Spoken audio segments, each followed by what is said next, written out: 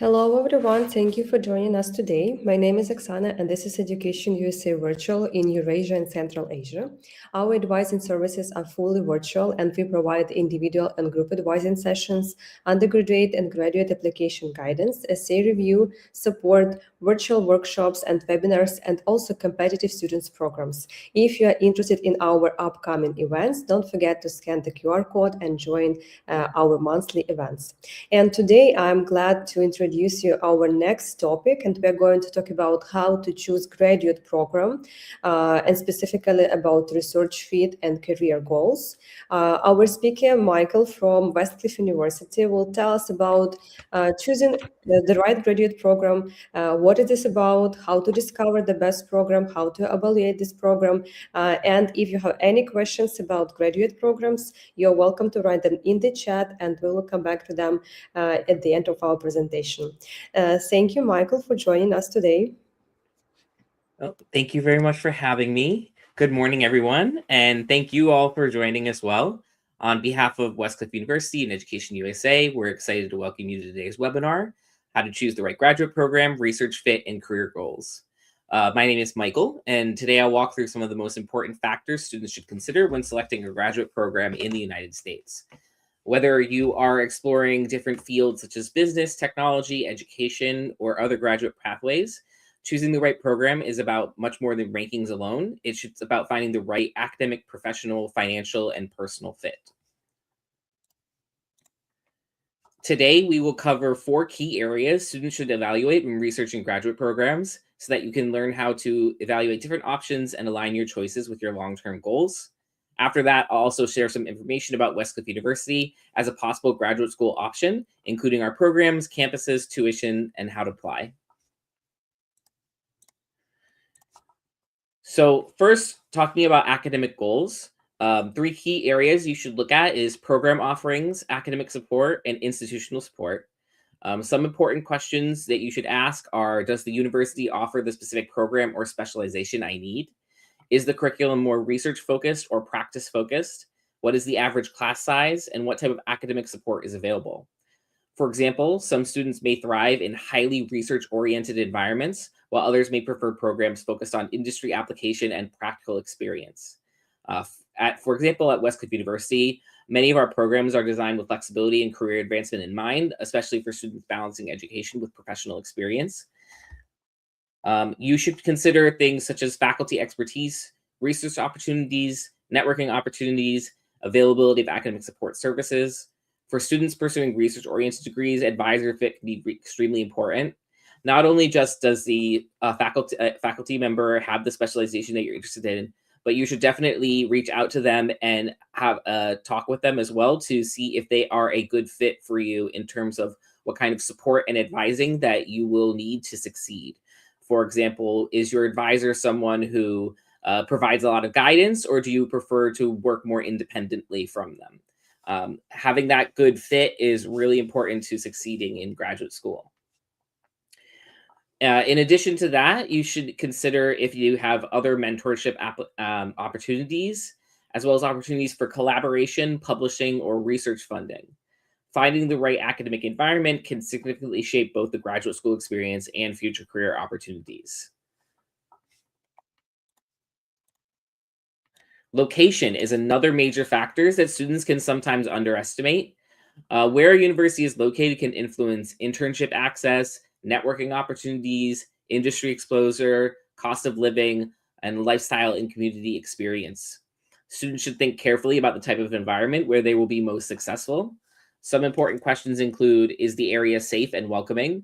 Is there a community or support system available? What industries are prominent nearby? Are there internship or employment opportunities? And what is the overall cost of living? Students should also consider whether the location matches their personal preferences and long-term career goals. For example, students interested in technology may benefit from proximity to tech hubs. Students pursuing business may look for strong corporate networks. Students in education or healthcare may prioritize local practicum opportunities. At Westcliff University, for example, our campuses are located in regions with strong business and technology industries, helping students connect with professional opportunities while studying.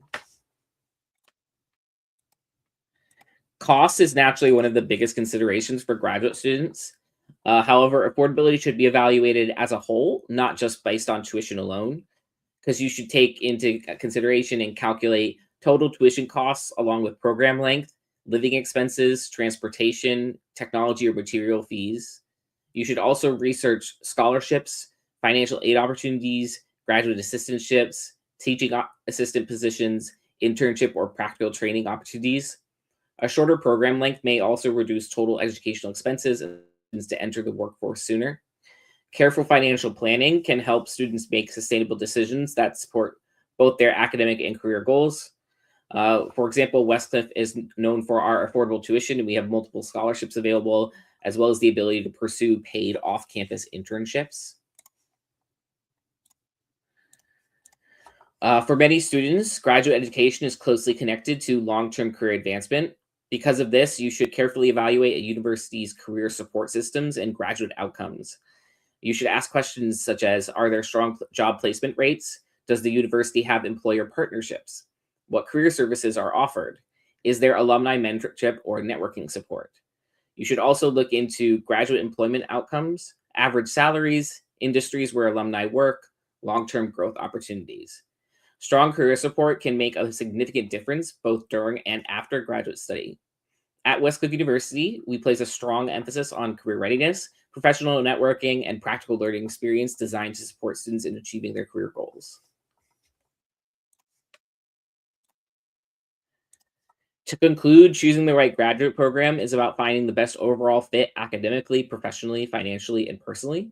We encourage you to research carefully, ask questions, compare your options thoughtfully, and align your educational choices with your long-term goals. There is no single perfect university for everyone. The best choice is the one that supports your individual aspirations and successes. So next, I'd like to talk a little bit more about Westcliff University and the opportunities that we have for you as potential graduate students. As you can see from this map, we have numerous campuses across the US. Our main campus is located in Irvine. We have additional campuses in Los Angeles, San Francisco, Miami, Orlando, Dallas, and a new campus opening in Toronto that is currently not available to international students, but will be available soon. We are also fully accredited by the WASC and the ACBSP. At Westcliff, we have a high degree of flexibility in our different program formats. All of our programs are available online remote. This is not F1 supported, but you can certainly take these program from your home country without having to travel to the US and get an actual degree from Westcliff University. You can also start your program online and then later transition to taking in-person classes. And for in-person classes, you have two options at Westcliff. You can take the weekly format classes, which meet once per week per class for 3 hours, or the professional format, where students take online coursework and for 1 weekend per semester, Friday, Saturday, Sunday, all day classes per class per semester. So I'd like to give you a quick snapshot of Westcliff University. We have over 9,000 students representing over 100 nationalities. We offer programs in high demand industries like business, technology, and education, and graduate tuition is around $16,000 annually. As I mentioned previously, we have a main campus located in Irvine. From the chart below, you can see which programs are available in which campus because the campuses have different offerings. All of our programs are available at our Irvine campus in the weekly and professional format, whereas our other campuses throughout the US are mainly professional format only, with the exception of the Santa Monica, Los Angeles campus, which offers our MBA and DBA in a weekly format as well. So I'd like to describe a little bit more about the programs with you. So these are all of our master programs available in our three main colleges of business, technology, engineering, and education. We have an MBA available, as well as an MSIT, MSCS, MSCM, and a Master of Arts in TESOL. All of our programs have concentrations available to them, which you can see in white below. These concentrations allow students to specialize in an area that really interests them, particularly if you're focused on wanting to work in a particular field for your career. For example, it's very common for our students to take our MBA program and choose one of our STEM designated programs as a concentration. So that includes digital and strategic marketing, business analytics, cybersecurity, and more. So at Westcliff, we really let you choose the program that you most aligns with your goals. At the doctorate level, we have 2 programs available. We have our DBA and our EdD program. Both of these are focused on practical application rather than research focus. So we really prepare students to work in these fields and succeed through the concentrations that they choose to make them the best fit for their goals. One of the ways that we support students in career goals is through our career services. This is available to all students from day one. We encourage students to not wait to take advantage of it. It is available to anybody enrolled at Westcliff, and it is available to alumni as well. So we can do things like provide one-on-one guidance for personal branding and interview preparation. We also provide workshops and career fairs. We are partnered with over 60 businesses for CPT and OPT, including major local businesses such as Simmons, California Bacon Trust, Tech Coast Angels, Sony, and more. We have some technology available, such as an AI for helping with resume writing, as well as an Interstride, which is a F1 friendly job board where businesses will post job openings available to F1 students. The average salary for our graduates is $87,500 with a potential up to $130,000. We have an 89% job placement rate after graduation. So if success in your future career is important to you, we have a lot of resources available to help you, get the career that you want to have. So a little bit about tuition at Westcliff. Our master's tuition is about $15,030, and our doctorate tuition is $16,560. These are annual rates of a full-time load, 18 credits per year.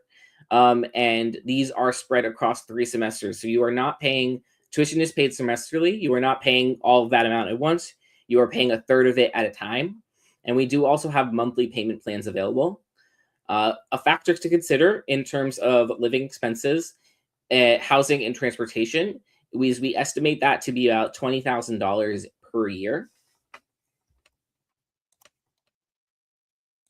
So another way that Westcliff is very affordable, along with our low tuition, is that we have scholarships available to international students.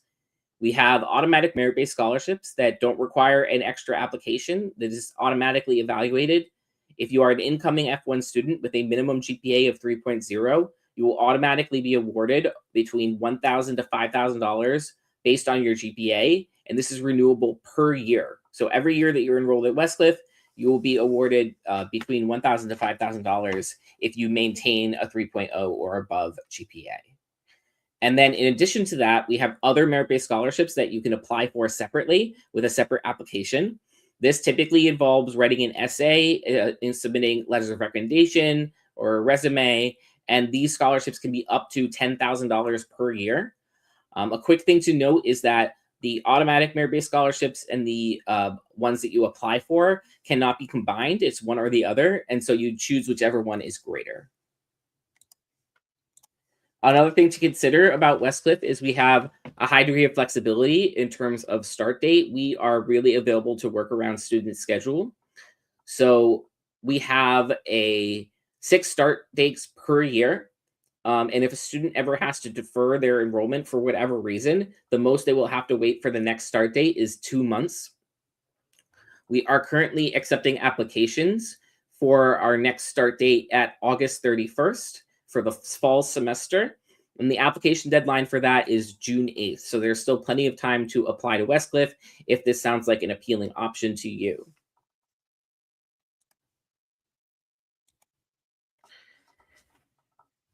So applications to Westcliff are very easy. You apply via westcliff.edu/apply, where there is an application fee of $50.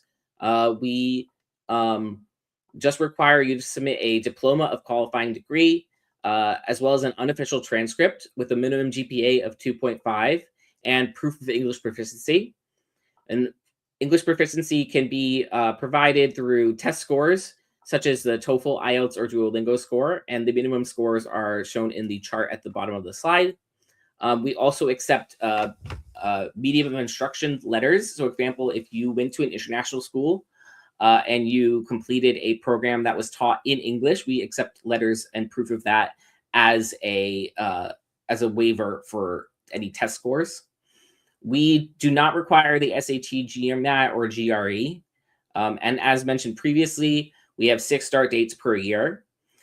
So you can apply at any time for any of our future start dates. If you have questions, you should contact admissions@westcliff.edu.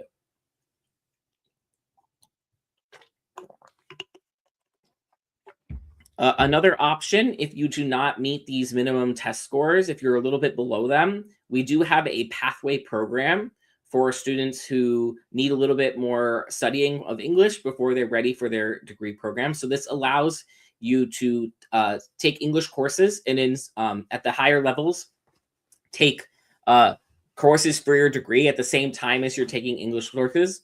We provide support for students through our academic writing center, so students can have somebody help them with writing their essays. And if you're having trouble, for example, writing essays in English, we provide a lot of support for our international students as well. So that's a little bit about Westcliff, and I would like to thank Education USA for hosting this webinar, and to everyone for joining me today. I'm now happy to move into the question and answer portion of the session, and I'll begin reviewing questions and answering them. Okay. So let's look at the questions here. Is it possible for international students to get a scholarship for studying as a graduate? Yes, and this is actually very common. In fact, I would say that you should be looking for graduate programs where there is some kind of funding opportunity available to you. That can take many forms. It can be a scholarship. It can be a teaching assistant position.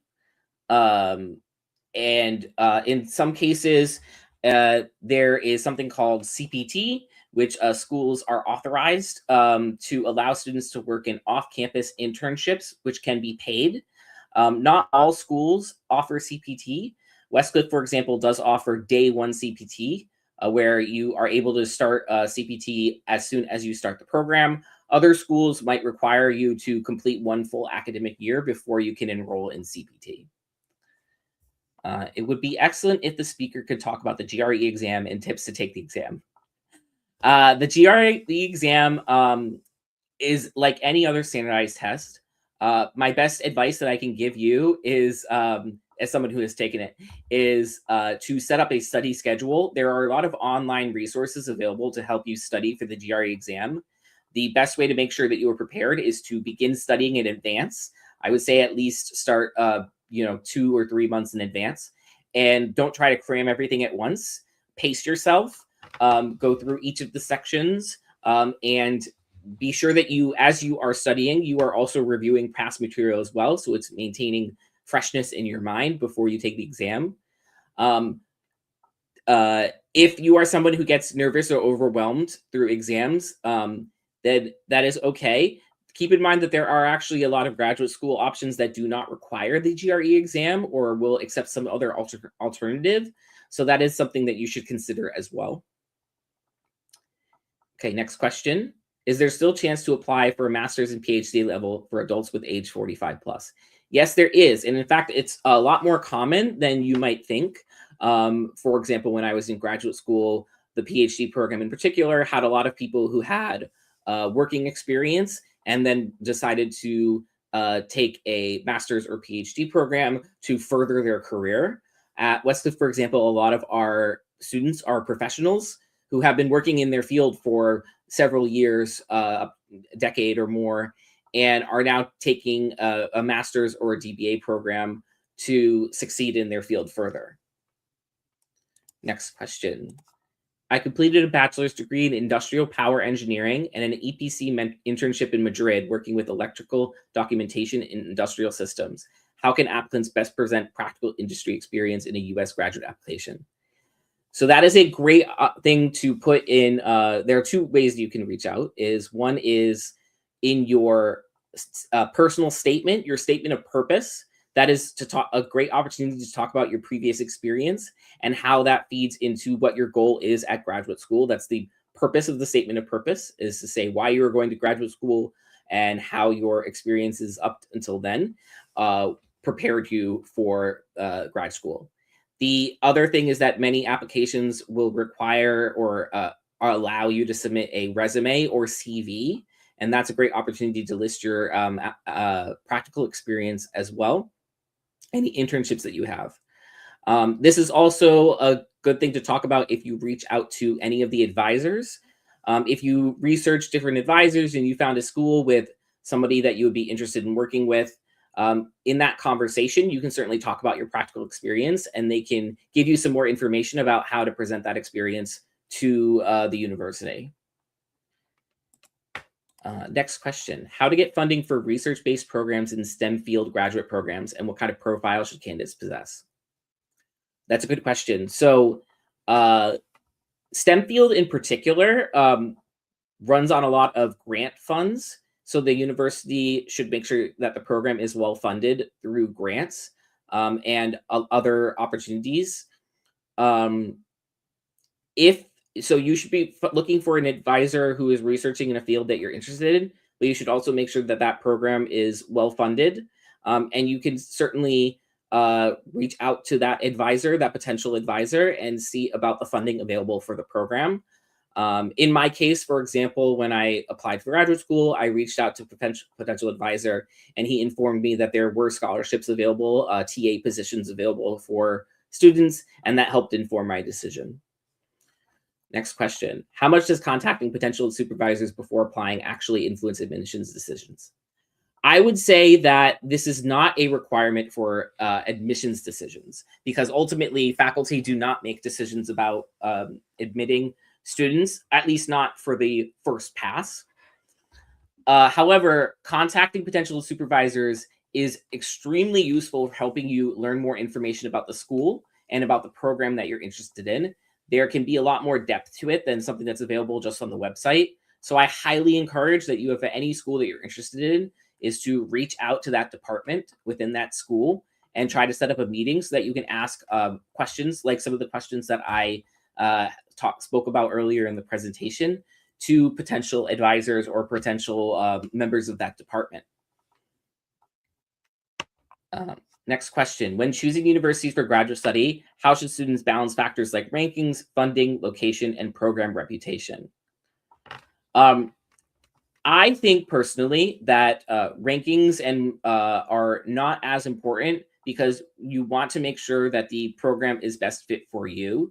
Rather than focusing on rankings, you should be considering networking opportunities and student success. So you want to make sure that you are involved in a program where students are moving on to success in their field, whether that is through research or whether that is through career opportunities. So where are graduate students work? Where are alumni working? Where how have they been applying their skills? What networking opportunities are available? For research, you should be looking at, are alumni publishing? Where are they publishing? What kind of research are they doing? How are they getting research support in the postgraduate area? Is there any unified platforms to check all the master's programs? Yes, there are, and there's several. One of the common ones is called US News. This allows you to search colleges by US state as well as by major. There is another one called Big Future by the College Board. These are two major third-party businesses that do education in the US. And then on the government side, we do have the College Navigator. This is run by the US government and provides more information about different institutions that are available to students in the US. Next question. Are there many chances to get full scholarships for PhD for a person with age over 45 who is going to pursue it? Yes, and I would say that particularly for PhD programs, you do want to find one that has at least partial funding, if not fully funded. You want to make sure that the school has funding available to you, and that involves, them having confidence in you that you will provide, you will succeed in the PhD program. Funding can and usually does look like teaching assistantships, graduate assistantships, which is what I did in graduate school. And that will involve like teaching a class typically on your own. And that is one of the ways that you'll be earning a wage and earning financial support. Direct funding scholarships usually come from grants. And in that situation, you would want to reach out to the school to see if there are any school-specific grants that are available to students. For example, some departments will have enough funding to cover 1 or 2 students, particularly for the program. And then there are also grants that are available to students that aren't tied to a specific institution, that are more based on subject area. So that's something that you should be looking into as well, to see if there are grants available for your specific field. And then that can be applied to supporting you for the program that you choose. Okay, next question. How can I change my major from one to another? This is typically harder to do for a PhD program. It is possible in some circumstances for a master's program.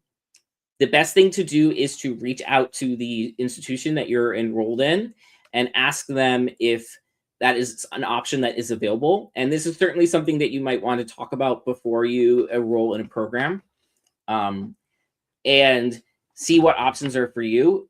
This is also a good chance to, when you talk to potential advisors, if they have any recommendations about what kind of specialty that you would want to enroll in.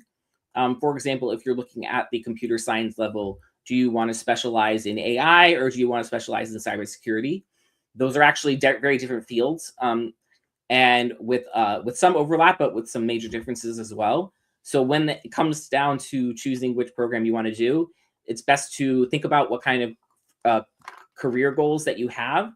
And this is a good opportunity to talk to the advisor to see what their differences they see in the programs available at the institution where they work.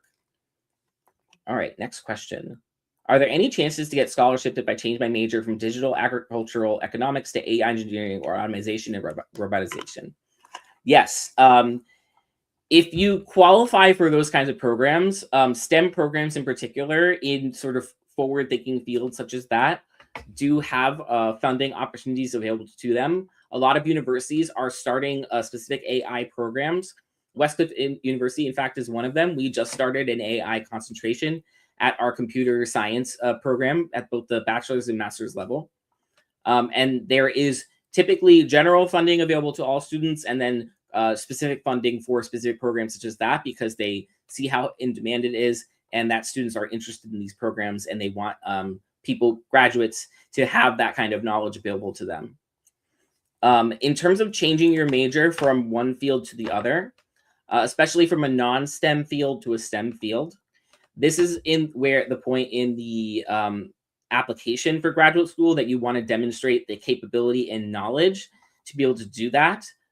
If you do not have any kind of degree in AI engineering, you want to still demonstrate that you have some skills in that field. So this would be a good opportunity for you to include a project that you've done, for example, or any research that you've done. And this is also a good chance to reach out to an advisor and ask them how to best demonstrate an interest and knowledge in the field. In some cases, it might require you to take certain classes to prove a base level competency in a field before you can enroll in a graduate level program. For example, at Westcliff, we do have an Achieve Pathway program for students who have not taken a business degree to get into the MBA program, or have not taken a computer science degree to get into the computer science program.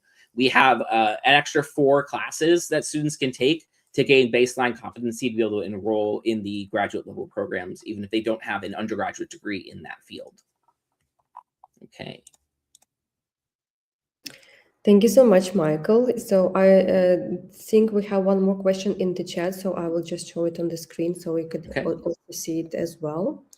So do you also provide TA or research assistantship to first-year international graduate students? So at Westcliff, we do not have TA programs because we're not a research-focused university. We're very practical-focused. We do provide opportunities for CPT, like I said, off-campus internships that can be paid. However, at other universities, it is very common for there to be TA positions and research assistantships available to international students. And that is something that you should check with any university that you are interested in to see if they have that availability. Yeah, great. Thank you so much once again for covering so many questions. And yeah, so today we received so many questions about graduate programs and how to choose, how to fund them as well. And I think we can just like sum up this wonderful discussion with our general question about your tips maybe, or your advice to students who are going to apply at the university, who are choosing their graduate students. Like, what is your recommendation and like final suggestion to the students? I think my largest suggestion is for you to know what you are going to graduate school for. Why are you going to graduate school? What is your goal? What is your long-term goal? And then use that as your sort of guiding signpost to decide which graduate program works best for you. Beyond just sort of, I want to study, business. I want to study AI. Why? What are you hoping to get out of it? What do you see your future as? What is this? Graduate school is not the goal. Graduate school is the next step towards the goal. So you should know what your goal is, and that way you can decide which graduate program will be the right step to take to get to that goal. Great. Thank you so much. And thanks to our viewers and students who sent us these questions before the webinar. Thank you, Michael, once again for joining us today and for this wonderful presentation about funding and choosing a graduate program. And for those who are interested in our upcoming events, don't forget to scan the QR code and register for the next webinars. Thanks, everyone, and see you next week.